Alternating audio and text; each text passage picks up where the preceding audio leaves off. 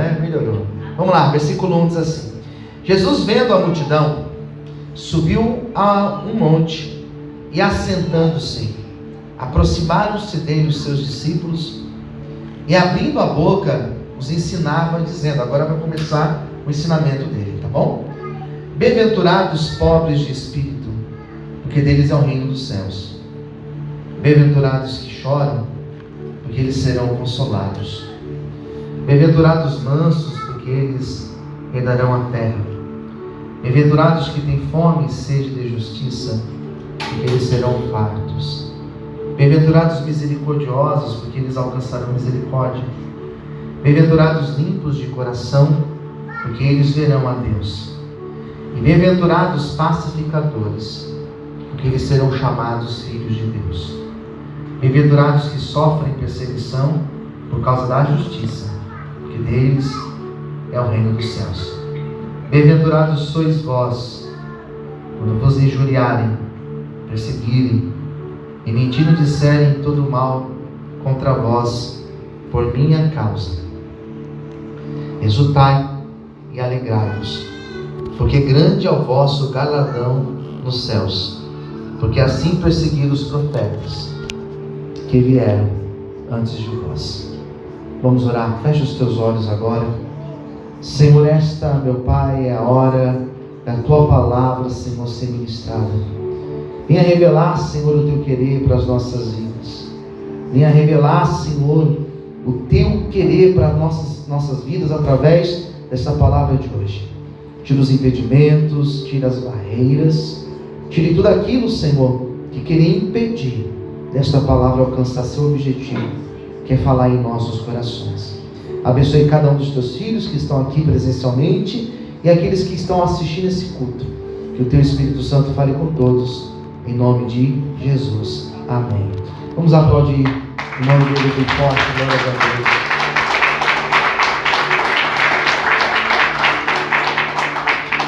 Não sei se você conhecia esse texto, ou esse trecho que eu li para vocês. Não sei se você já conhecia essa palavra, ou se você já ouviu falar dessa palavra. Talvez você nunca tenha lido, ou talvez já leu, mas não se apercebeu a grandiosidade desse texto. Para você ter noção, dentro desse texto, porque são 3 capítulos, capítulo 5, capítulo 6, o capítulo 7. Dentro desse texto, dentro desse sermão de Jesus, existe, por exemplo, a oração mais conhecida do mundo. Qual que é a oração mais conhecida do mundo? A oração do Pai Nosso. Jesus ensinou das coisas mais simples, mais iniciais, digamos assim, até as coisas mais complexas da vida cristã nesse texto.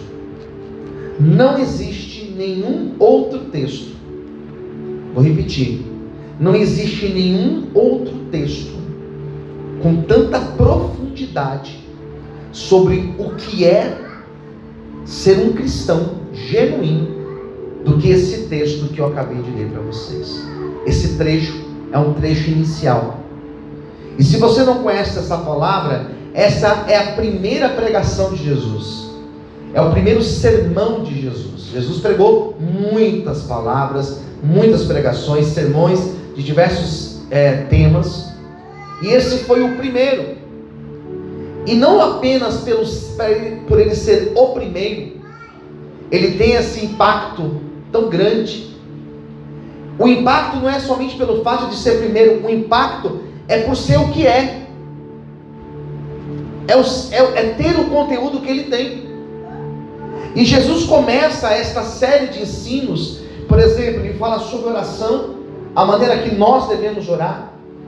Jesus, nesse texto, ele vai falar, por exemplo, sobre o perdão, que nós devemos perdoar. Quem entendeu, diga amém. Ele vai falar, por exemplo, ele vai falar que nós precisamos buscar em primeiro lugar o reino de Deus, e todas as demais coisas elas serão acrescentadas nas nossas vidas. Ele vai falar sobre como você deve dar esmolas. Ele vai falar de diversos temas.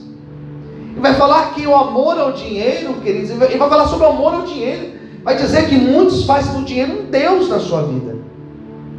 Mas ele escolhe começar o sermão falando de uma questão que para muitos é considerada uma questão existencial. É extremamente filosófico o que Jesus começa dizendo. Porque ele começa a sua pregação falando sobre um dos grandes dilemas da vida. Qual que é um dos grandes dilemas da vida? É felicidade. As pessoas, o ser humano, necessariamente ele é um ser que busca a felicidade. Nós buscamos a felicidade. O problema é quando nós buscamos a felicidade em lugares que nós não encontraremos, daí nós teremos problemas. O problema é quando a pessoa acha, por exemplo, que a felicidade está na sexualidade, na vida sexual. Então ele vive uma vida em busca do prazer sexual, achando que isso é felicidade. Na verdade não é. Quando a pessoa acha que a felicidade ela está no prazer, e a busca do prazer, quando ela se torna desequilibrada, ela vira um vício na vida da pessoa. Então a pessoa viciada nada mais é do que uma pessoa que está buscando um prazer que ela já teve. Quem entendeu, diga amém. Isso serve com as drogas, isso serve com pornografia, isso serve com jogos, isso serve com dinheiro e com tantas outras coisas que causam vício. Jesus vai falar nesse texto sobre essa questão existencial, onde nós encontramos felicidade, ou o que é felicidade. Esse tema não é um tema de Jesus apenas, ele é um tema dos Salmos, porque se você ler Salmos, são 150 Salmos. O primeiro Salmo, que os estudiosos vão dizer que ele é o mais importante, ele começa falando o quê? Bem-aventurado é o varão que não anda segundo o conselho dos ímpios, não se detém no caminho dos pecadores e não se assenta na roda dos escarnecedores. Qual que é o tema do primeiro salmo? Onde que está a felicidade? Ele vai dizer: a felicidade está na lei do Senhor, meditando nela de dia e de noite. Não é por acaso ou coincidência que Jesus começa o seu ministério com a pregação inicial dizendo: onde está a felicidade? E quando ele vai trabalhar sobre essa questão da felicidade, no versículo 3 ele vai dizer a expressão bem-aventurado. Em algumas Bíblias que tem a versão mais atualizada, vai chamar feliz. Ou seja, feliz é o homem. Ele vai trazer algumas séries aqui de questões para nós pensarmos. E a primeira questão que ele coloca está no versículo 3. Bem-aventurados, ou seja, feliz, são os pobres de espírito. Os pobres de espírito, por quê? Porque deles é o reino de Deus. É interessante que ele fala pobre de espírito. E essa palavra pobre é uma palavra pejorativa. É uma palavra que até hoje em dia ela causa um impacto estranho. Pobre. Quando alguém fala fulano de tal, ele é pobre. Ele é pobre de espírito, ele é pobre de não sei o que, ele é pobre nas suas atitudes, ele é pobre de dinheiro. Ou seja, é uma pessoa limitada, é uma pessoa restrita. E por que Jesus começa o sermão falando de pobre de espírito?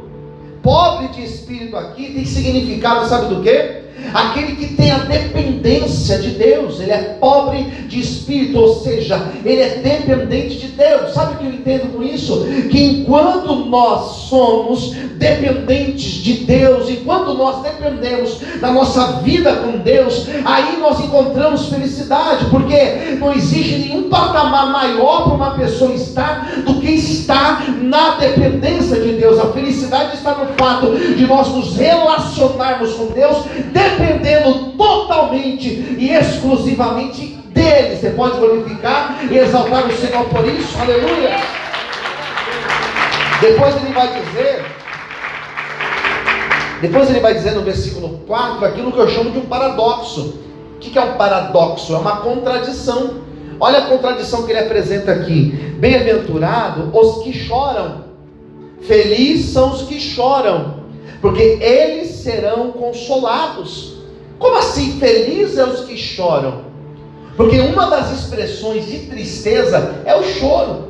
Alguém pode falar, eu quando estou muito feliz eu choro. Tudo bem, eu entendo, mas geralmente quando nós falamos de choro, nós estamos falando de choro de tristeza. Quem concorda, diga amém.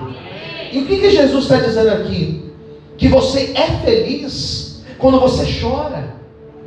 E o chorar aqui está dizendo o quê? Você é feliz não pelo fato de você sentir tristeza. Você é feliz porque existe uma garantia. Hoje você pode chorar, mas chegará um dia que Ele vai te consolar de toda a situação que hoje é tristeza, que hoje é um drama, que hoje é uma dor na tua vida. Vai chegar um dia, e esse dia vai chegar, queridos, onde o Senhor vai trazer consolo e paz para o teu coração. Recebe essa palavra em nome de Jesus, aleluia,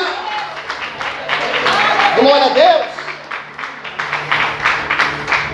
Ele vai consolar, quem crê, diga amém. Então hoje nós choramos, e a vida é assim, a gente chora. Tem dia que você não chora, mas tem dia que você chora. Talvez hoje você não chorou, irmãos, pois é, mas talvez tem dias, talvez amanhã você vai chorar, não tem problema. Vai chegar um dia que o Senhor vai te consolar. Quem crê assim, diga amém. Daí no versículo 5: bem-aventurados os mansos. Os mansos, mansidão. E esses mansos, eles herdarão a terra. Sabe quando você é feliz? Quando você tem mansidão na tua vida. E mansidão está ligada a um dos frutos do Espírito, que Paulo cita em Gálatas. Mansidão está ligada a domínio próprio. Quando você é uma pessoa mansa, e é necessário ser manso. É necessário você ser manso no trabalho. É necessário você ser manso quando você estiver dirigindo, principalmente. É necessário você ser manso se você é casado, se você tem filhos. É necessário você desenvolver a mansidão. E mansidão, queridos, é um fruto que o Espírito Santo traz para a pessoa quando ela é transformada por Deus. Ninguém é manso por si só. Ninguém é manso porque escolhe ser manso. Não, nós somos mansos porque o Espírito Santo age em nós. E eu não sei como que é essa questão de mansidão para você. Não sei se você é uma pessoa temperamental, se você é uma pessoa que não tem mansidão, que não consegue se controlar. Mas deixa eu te falar uma coisa: se controle. E se você não tem essa virtude na tua vida, comece a orar a partir de hoje. Fala: Senhor, me dá mansidão, porque a promessa para aquele que tem mansidão é que ele vai herdar a terra. Tenha mansidão na tua casa, tenha mansidão com os teus filhos, tenha mansidão na igreja, tenha mansidão lá no seu trabalho. Quando você estiver dirigindo e receber uma fechada, tenha mansidão, porque uma das características de alguém que vive a verdade do Sermão do Monte é que ele tem um caráter manso na tua vida. E essa mansidão o Espírito Santo vai trazer para mim e para você nessa noite, em nome de Jesus, aleluia, glória a Deus. Seja manso, seja manso, amém, queridos? Posso ouvir um amém, queridos? Amém. Diga para essa pessoa que está do teu lado: seja manso. E é bom que tem casal aqui, né? Dê um olho a outra. Eu sou manso, graças a Deus. Minha esposa é a prova. Eu sou manso. A mansidão tem que fazer parte das nossas vidas. Posso ouvir amém, queridos? Amém. Mas você não vai gritar, você não vai brigar, você não vai estressar?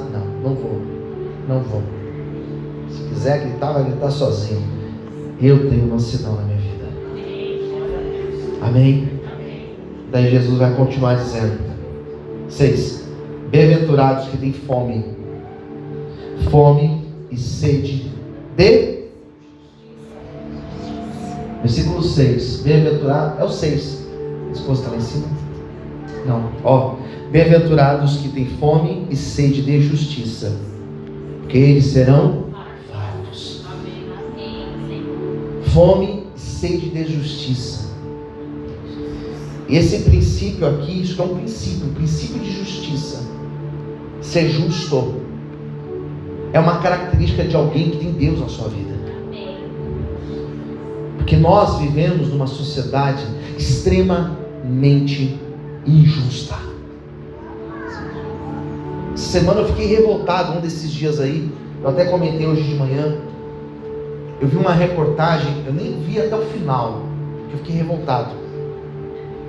Nessa reportagem dizia que 1% da população do mundo, 1%, são aqueles bilionários.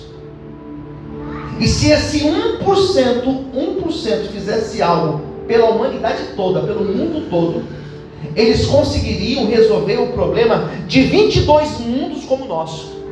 Entendeu a matemática, irmãos? Quem entendeu, diga amém.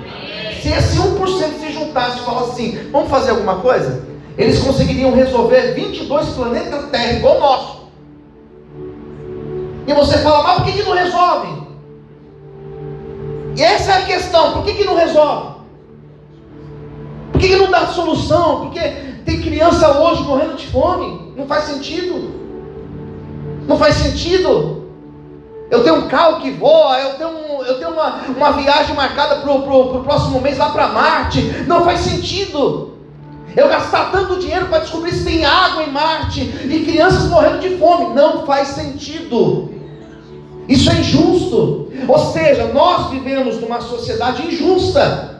Nós vivemos numa sociedade que às vezes um camarada cometeu um crime e ele sai pela porta da frente da cadeia dando risada. É uma sociedade injusta, mas nós não podemos ser assim. Nós devemos buscar a justiça.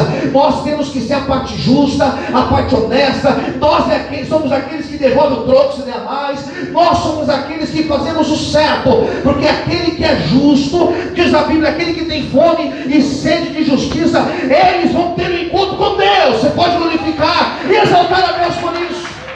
Aleluia. Versículo 7.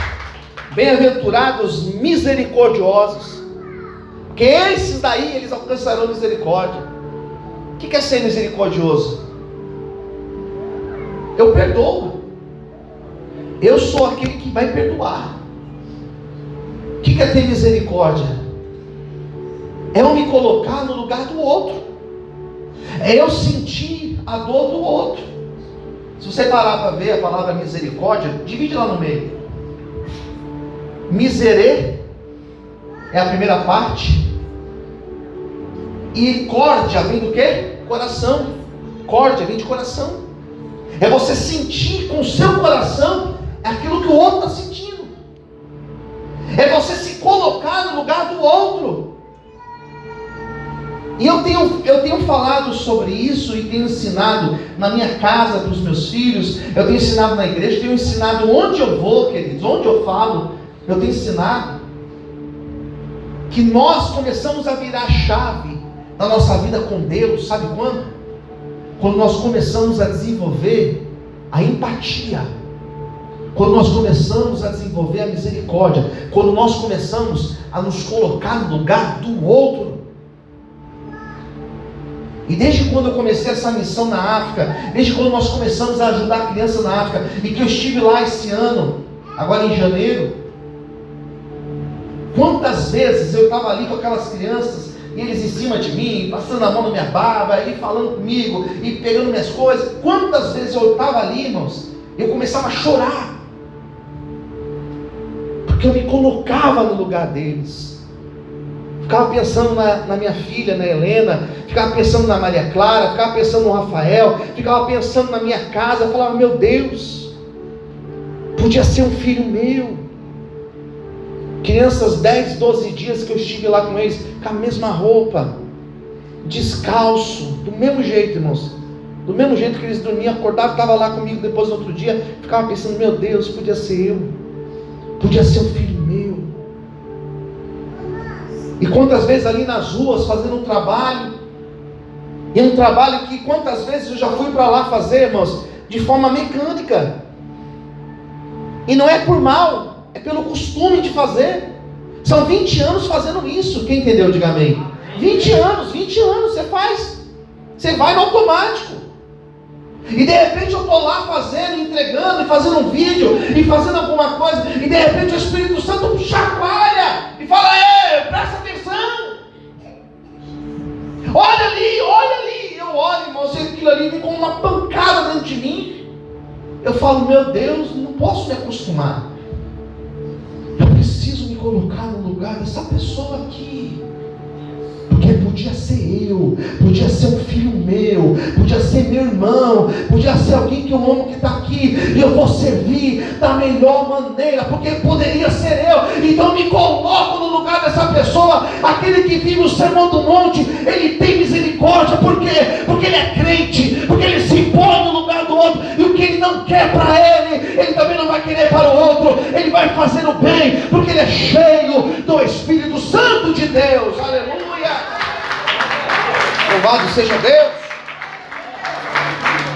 Bem-aventurado, versículo 8, bem-aventurado os limpos de coração, que eles verão a Deus. O que é ser limpo de coração, irmãos? O que é ser limpo de coração? É você se relacionar com verdade. Limpo de coração fala de lealdade. Quem entendeu, diga bem. Eu abraçar o Felipe e falar: Felipe, ó, você é meu irmão, o que você precisar de mim, estamos juntos. E não é abraçar com um negócio meio que, mas ele, não, irmãos, é sendo verdadeiro com ele. Limpo de coração é aquele que consegue olhar no olho do outro e falar: eu te abençoo em nome de Jesus, não tenho nada contra você, você é uma bênção, e pouco importa se fez, deixou de fazer, mas eu tenho meu coração limpo, eu não guardo mágoas para a glória de Deus. Isso é ser limpo de coração. Quem está entendendo, diga amém.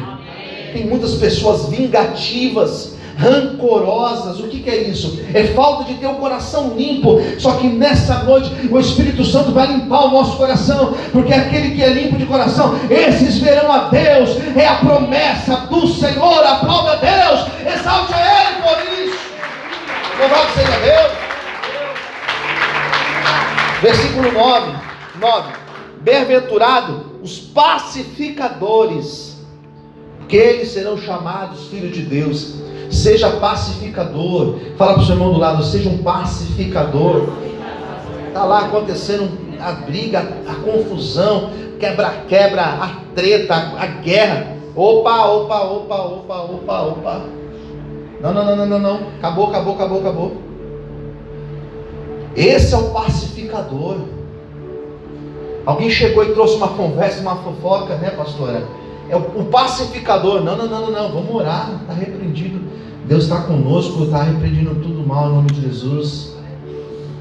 Não é o que cria contenda, não é o que leva a maldade, não é o que é a gasolina do negócio. O pacificador, ele é o contrário. Onde ele está, ele vai trazer a paz. Você conversa com ele, você vê paz na conversa, na fala, no olhar da pessoa. Aqui está entendendo, diga amém. Você vê paz. Ser pacificador é você ser aquele que vai levantar sempre a bandeira branca. Se depender de mim, eu levanto a bandeira branca primeiro. Eu não vou brigar não, eu vou ser da paz. Quem entendeu, diga amém. O pacificador é esse. Não vai ter não. O que precisa fazer para não ter confusão? O que é ser pacificador? É você trazer paz onde não tem paz. Seja pacificador em nome de Jesus. Daí vem o versículo 10. Bem-aventurado, daqui começa a minha pregação. Porque olha o que diz o 10. Bem-aventurados que sofrem o quê?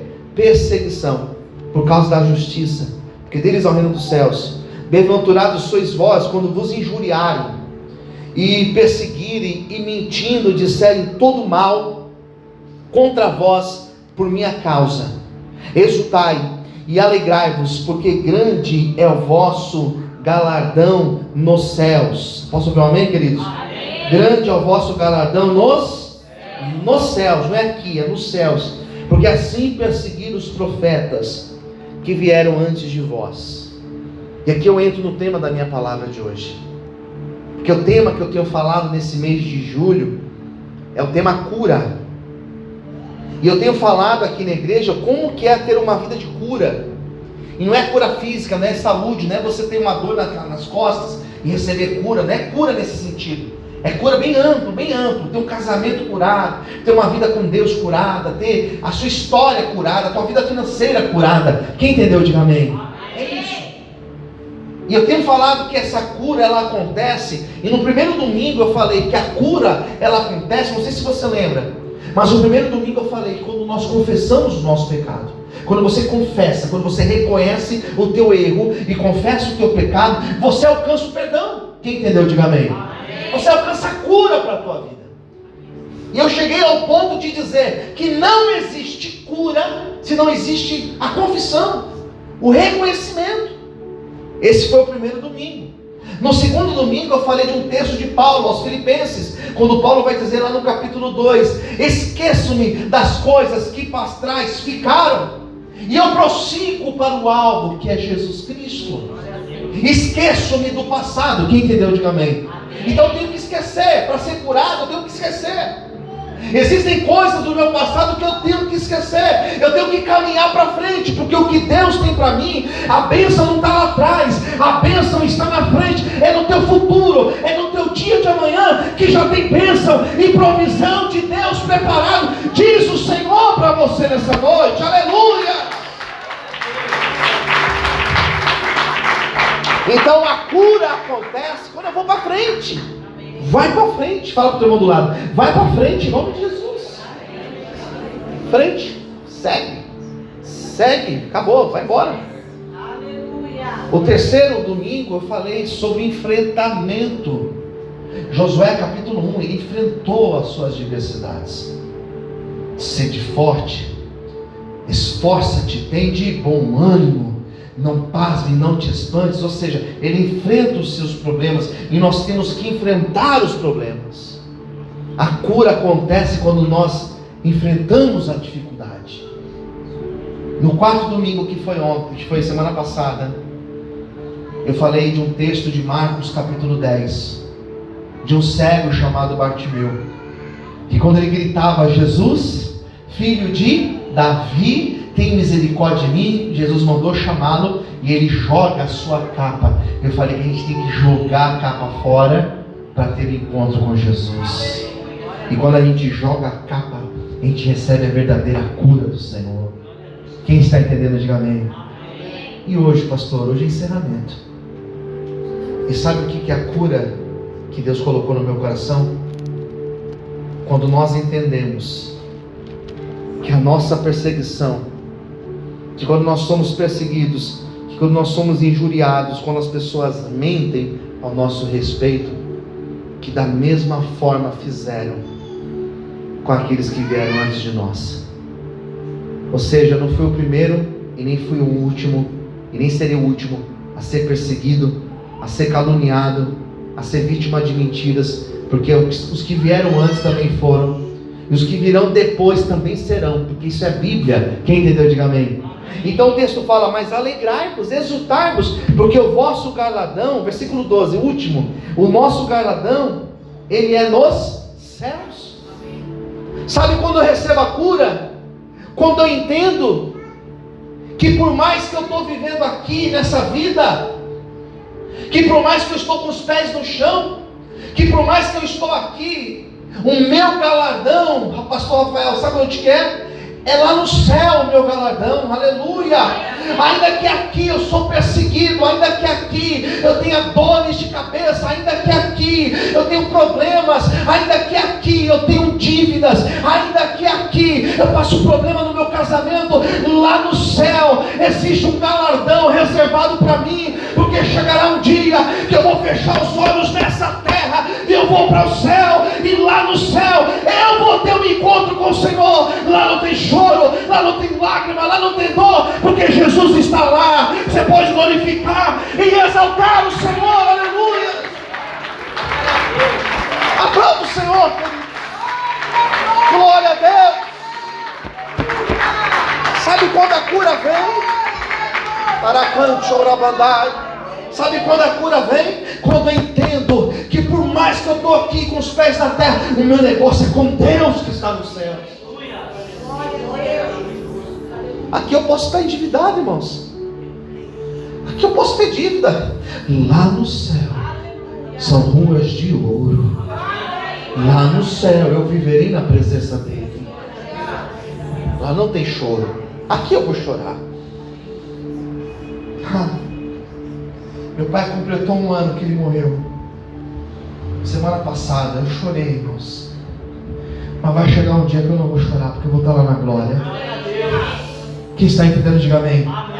Aqui eu sou perseguido, aqui eu sou caluniado, aqui eu passo por afronta, mas tudo bem. Vai chegar um dia que eu vou estar lá no céu, e lá não tem isso, lá não tem afronta, lá não tem calúnia, porque lá nós estaremos na presença dEle.